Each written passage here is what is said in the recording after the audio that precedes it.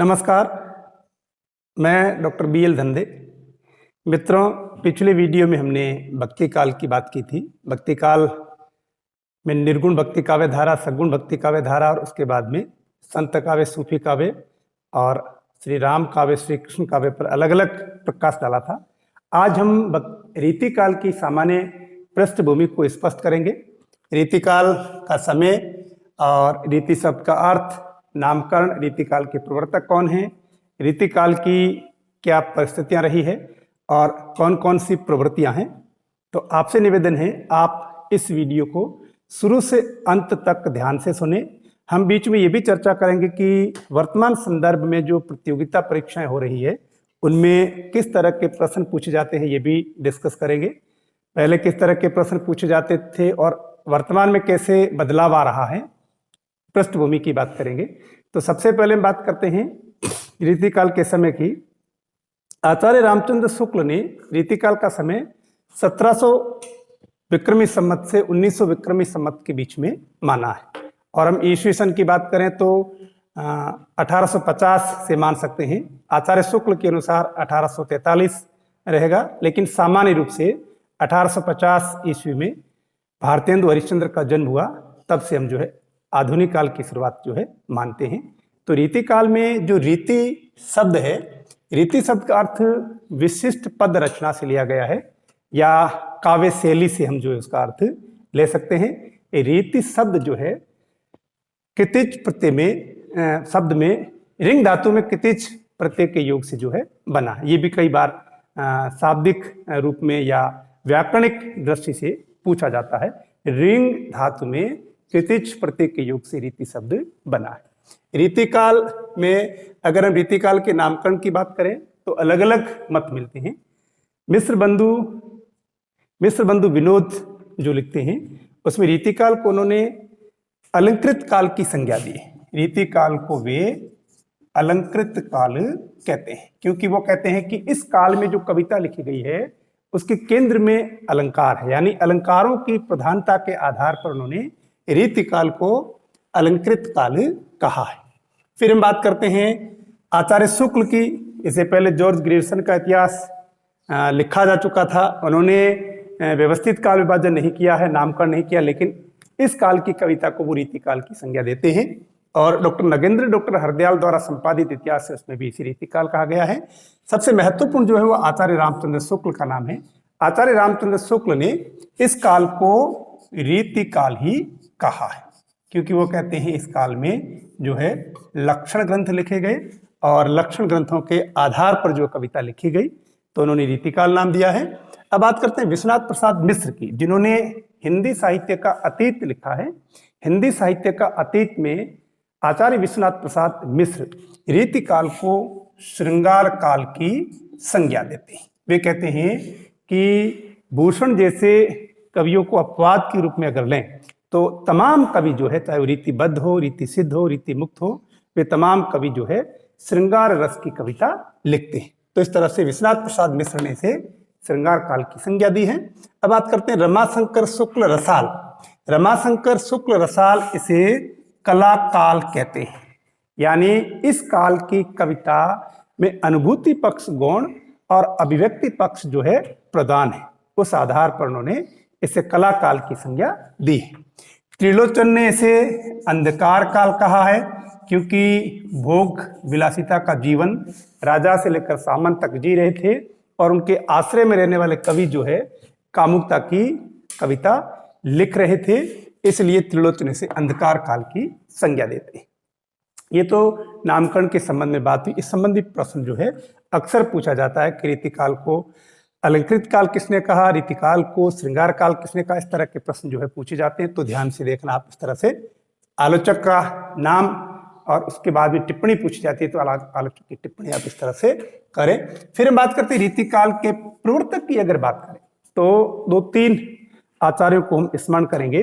सबसे पहले रामस्वरूप चतुर्वेदी, जिन्होंने हिंदी साहित्य और संवेदना का विकास लिखा। रामस्वरूप चतुर्वेदी इसमें लिखते हैं कि काल क्रम की दृष्टि से रीति काल के प्रवर्तक कृपाराम है, जिन्होंने हित तरंगिणी लिखी 1541 ईस्वी में, जिसकी चर्चा हम भक्ति काल में कर चुके हैं।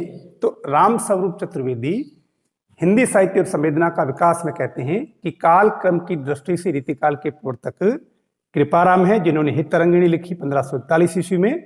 रचनाकार व्यक्तित्व की दृष्टि से वो कहते हैं केशव है, जिन्होंने रसिक प्रिया 1591 में लिखी। और अखंड परंपरा की दृष्टि से देखा जाए तो वो कहते हैं कि चिंतामणि त्रिपाठी है, जिनका कवि कुल कल्पत्रु महत्वपूर्ण है और वह 1650 ईस्वी में प्रकाशित हुआ है। तो रामस्वरूप चतुर्वेदी के अनुसार 3 मत सामने आते हैं। कालक्रम की दृष्टि से कृपाराम, रचनाकार व्यक्तित्व की दृष्टि से केशव और अखंड परंपरा की दृष्टि से चिंतामणि त्रिपाठी। अब हम बात करते हैं आचार्य रामचंद्र शुक्ल की। अगर आचार्य रामचंद्र शुक्ल की बात करें तो रामचंद्र शुक्ल ने रीतिकाल का प्रवर्तक चिंतामणि त्रिपाठी को बताया है। वे कहते हैं कि चिंतामणि त्रिपाठी से जो परंपरा शुरू हुई वो परंपरा आगे रुकी नहीं। इस आधार पर वो कहते हैं कि रीतिकाल के प्रवर्तक चिंतामणि त्रिपाठी है। और सामान्य रूप से अगर हम रीतिकाल के प्रवर्तक की बात करें, मित्रों ध्यान देना, अगर प्रश्न पूछा जाता सीधा कि रीतिकाल के प्रवर्तक कौन है तो आपका उत्तर क्या होगा? केशव। अगर प्रश्न आता है आचार्य शुक्ल के अनुसार रीतिकाल के प्रवर्तक कौन है तो चिंतामणि त्रिपाठी। तो सामान्य रूप से रीतिकाल के प्रवर्तक आचार्य केशव माने गए।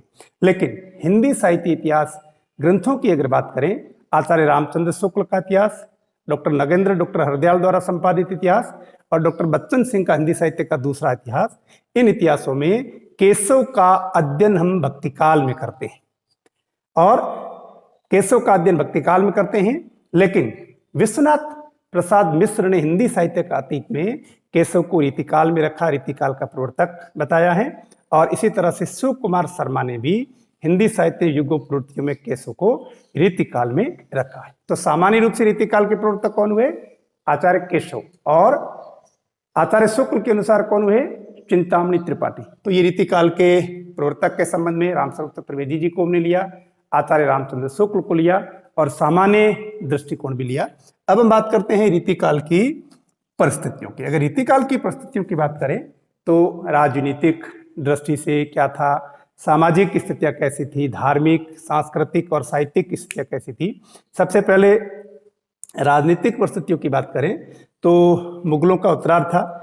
जहांगीर शाहजहां कला प्रेमी थे, लेकिन औरंगजेब संगीत कला और साहित्य का विरोधी था, कट्टर साम्राज्यवादी था और उनके उत्तराधिकारी और कमजोर हुए। और धीरे धीरे करके नादिर शाह और अहमद शाह अब्दाली के आक्रमणों के बाद में वे पूरी तरह से मुगल साम्राज्य का पतन हो गया और अंग्रेज स्थापित हो गए। अब सामाजिक दृष्टि से बात करें तो भोग विलासिता का जीवन था। राजा से लेकर सामंत तक सभी भोग विलास में डूबे हुए थे। जन मानस के लिए कोई शिक्षा की व्यवस्था नहीं थी।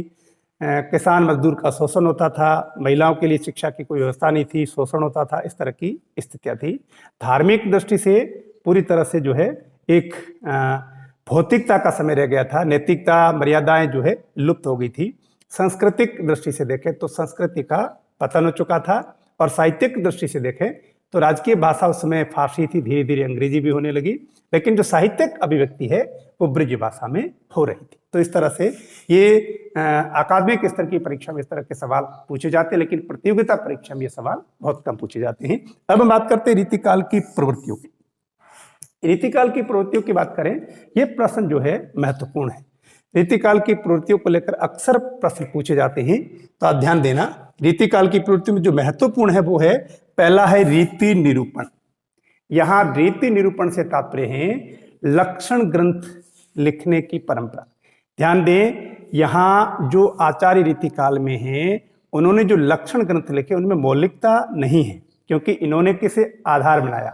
वो मम्मट का काव्य प्रकाश हो या अप्पय दीक्षित का कोले माला हो या जयदेव का चंद्रालोक हो या भानुदत्त की रसमंजरी हो, इन रचनाओं को इन्होंने आधार बनाया है और इन संस्कृत ग्रंथों की नकल करते हुए इन्होंने जो है लक्षण ग्रंथ लिखे और लक्षण ग्रंथ लिखने के बाद में इन्होंने जो है कविता की है। तो इस तरह से हम कह सकते हैं कि इनके लक्षण ग्रंथों में मौलिकता नहीं है। लेकिन डॉक्टर नगेंद्र कहते हैं रीतिकाल की जो प्रमुख विशेषता है वो रीति निरूपण।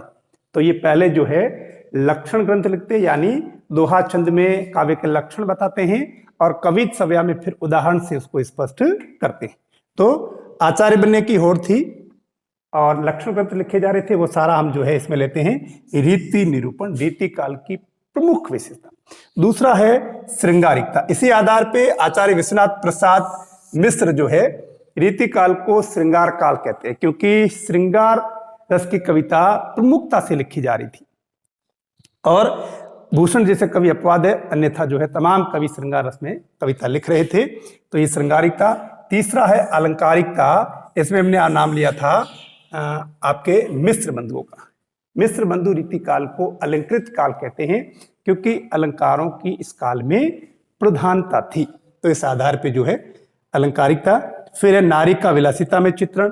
भोग विलास में जो सारे राजा सामंत डूबे हुए थे और उनके आश्रय में रहने वाले कवि जो थे वे भी भोग विलास में डूबे हुए थे, और राजा का जैसा आदेश मिलता था वैसी कामुकता की कविता करते थे।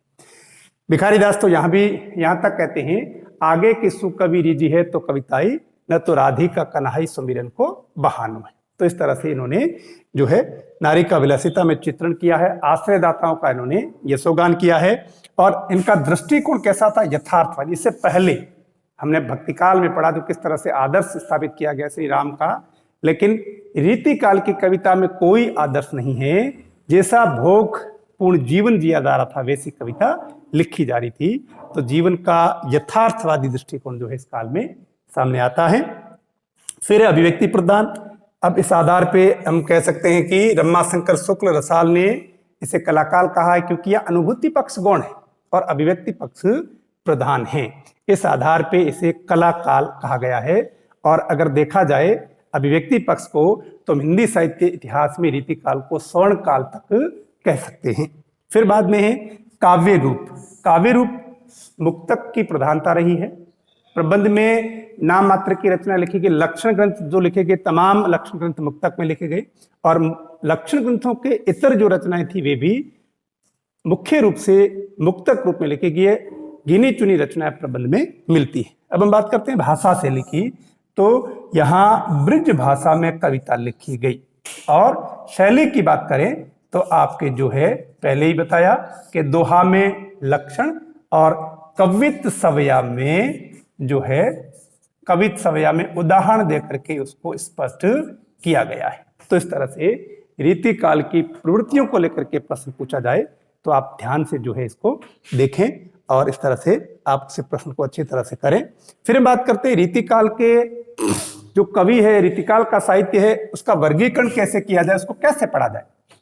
जैसे भक्ति काल में हमने पढ़ा निर्गुण भक्ति, सगुण भक्ति। निर्गुण भक्ति में संत काव्य, सूफी काव्य, सगुण भक्ति में श्री राम काव्य, श्री कृष्ण काव्य। उसी तरह से रीति काल का अध्ययन कैसे किया जाए, तो सबसे पहले बात करते हैं आचार्य रामचंद्र शुक्ल। आचार्य रामचंद्र शुक्ल ने रीति काल के साहित्य को या रीति काल के कवियों को दो वर्गों में विभाजित किया है। एक वो कहते हैं रीति ग्रंथकार कवि। पहला वो है रीति ग्रंथकार कवि, जिसमें वो 57 कवियों को स्थान देते हैं। और दूसरा वर्ग है वो कहते हैं अन्य कवि, रीति काल के अन्य कवि, जिसमें उन्होंने 46 कवियों को स्थान दिया। इस तरह के प्रश्न भी पूछे जा सकते हैं। ध्यान दें, आचार्य शुक्ल ने केशव को रीतिकाल में नहीं रखा है। आचार्य शुक्ल रीतिकाल की शुरुआत कैसे मानते हैं? चिंतामणि त्रिपाठी से मानते हैं। और बिहारी जैसे कवियों को रीति ग्रंथकार कहते हैं, जो बाद में रीतिबद्ध, रीति सिद्ध, रीति मुक्त नाम से विश्वनाथ प्रसाद मिश्र ने भेद किया है। ये पहले इस तरह का कोई भेद नहीं था। आचार्य शुक्ल के इतिहास में रीतिकाल के दो भाग मिलते हैं। एक तो मिलता है रीति ग्रंथकार कवि, जिसमें 57 कवि है, और दूसरा है रीतिकाल के अन्य कवि, जिसमें 46 कवि है। ध्यान देना, केशव को आचार्य शुक्ल भक्ति काल में रखते हैं, बिहारी को रीति ग्रंथकार कवियों में स्थान देते हैं, और अन्य कवियों फिर घनानंद आलम जैसे रीति मुक्त कवि और द्विजदेव जैसे जो है कवि। फिर हम बात करते हैं डॉक्टर नगेंद्र के इतिहास की, जो वर्तमान में डॉक्टर हरदयाल भी उप संपादक है। डॉक्टर नगेंद्र डॉक्टर हरदयाल द्वारा संपादित इतिहास में रीति काल के कवियों को 3 रूपों में हम देखते हैं। एक उन्होंने किया है, वो किया है रीति काव्य।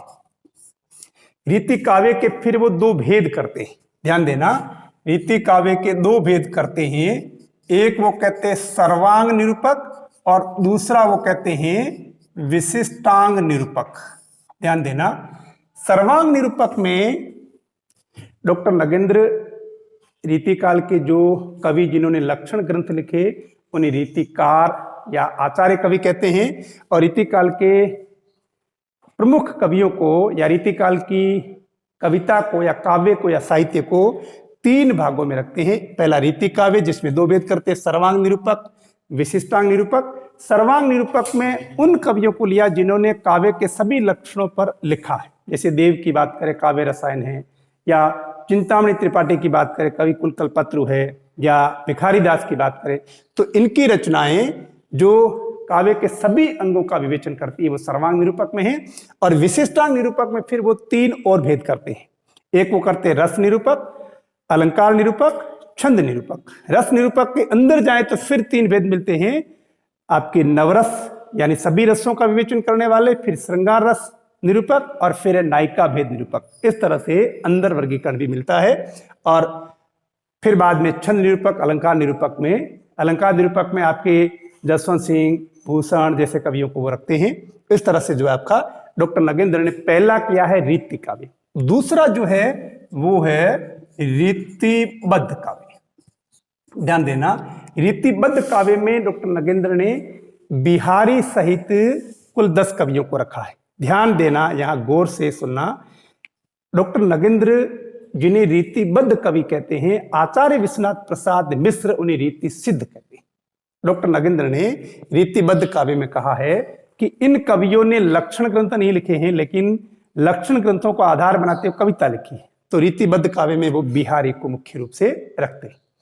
ध्यान देना, हिंदी साहित्य का बृहद इतिहास जो नागरिक प्रचारणी सभा से 16 खंडों में प्रकाशित हुआ, उसमें 6ठा अध्याय जो है या 6ठा खंड जो है उसका संपादन डॉक्टर नगेंद्र ने किया है। उसका नाम है रीतिकाल रीतिबद्ध काव्य।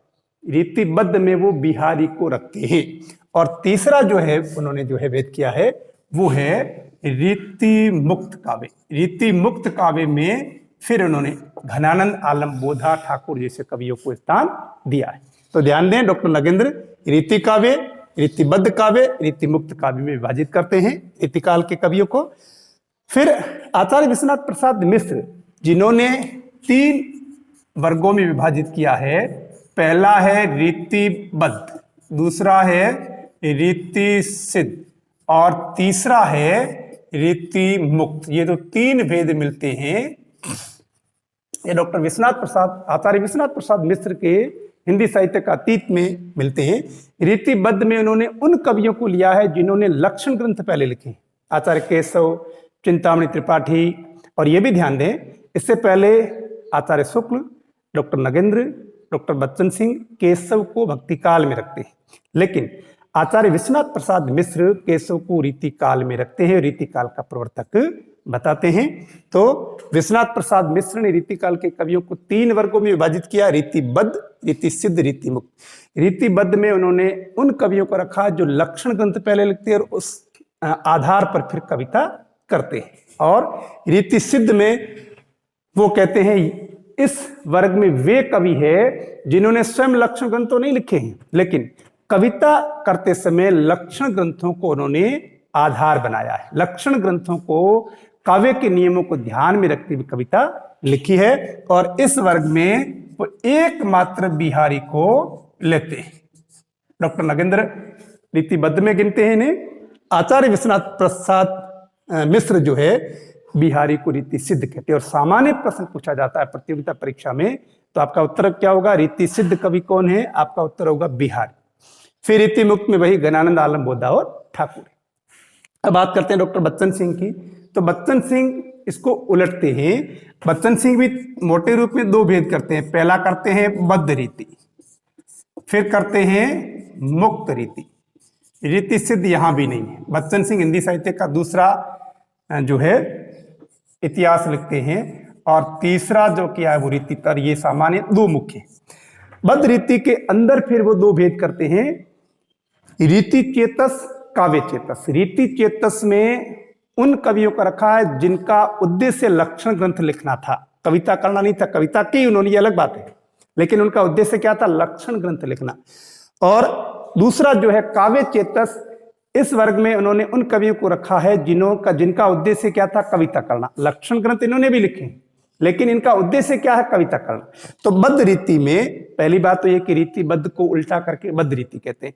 फिर बद्ध रीति के दो उपभेद करते हैं, रीति चेतस यानी जिनका उद्देश्य लक्षण ग्रंथ था फिर कविता लिखी, और काव्य चेतस यानी जिनका उद्देश्य कविता करना था लेकिन उन्होंने भी लक्षण ग्रंथ लिखे। अब बात करते हैं मुक्त रीति। मुक्त रीति में फिर वो दो उपभेद करते हैं।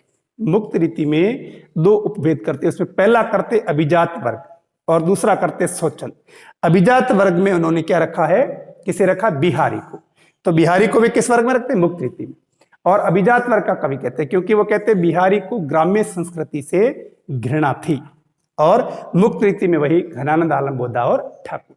और रीति तर में आपके जो भी इस काल में आपके सगुण निर्गुण को लेकर या वीरस को लेकर के अन्य जो कविताएं लिखी जा रही थी वो उन्होंने रीति तर में रखा है। तो इस तरह से हम देखते हैं कि रीति काल के कवियों को इस तरह से जो है आलोचकों ने, साहित्य इतिहासकारों ने इस रूप में जो है वर्गीकृत किया है।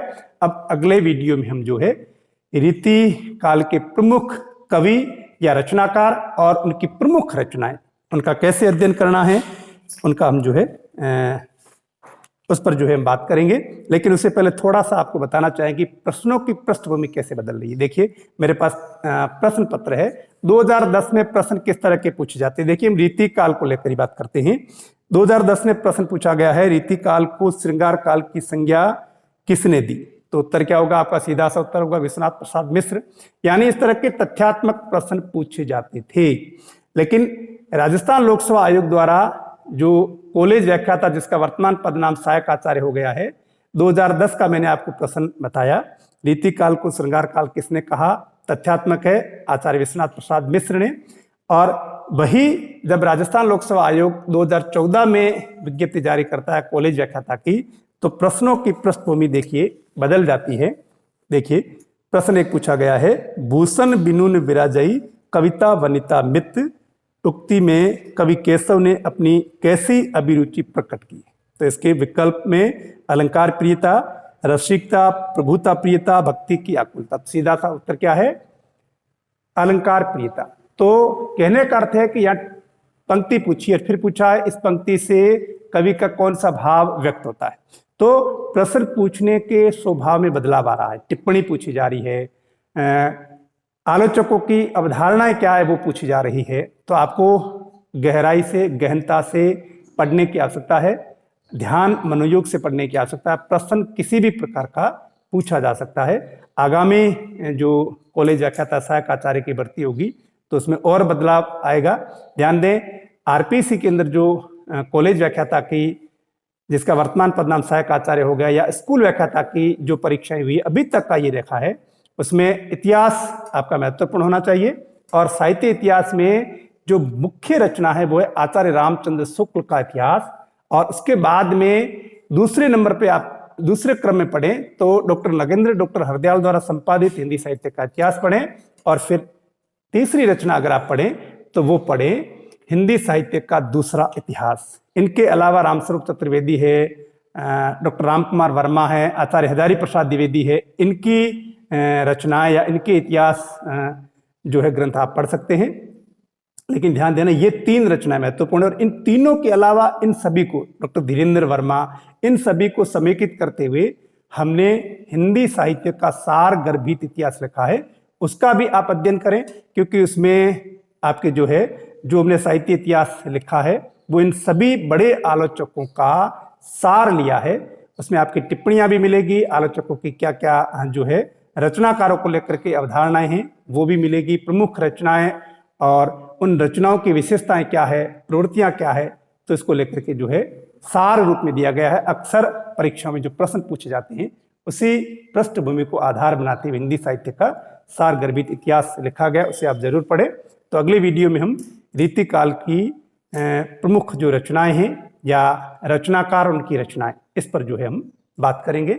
आप जो है हमारे YouTube चैनल डॉक्टर BL धंधे को अगर आपने सब्सक्राइब नहीं किया तो उसे ज़रूर सब्सक्राइब करें और शेयर करें। अगर आपको ये आज का वीडियो अच्छा लगा है तो उसे ज़रूर लाइक करें। धन्यवाद।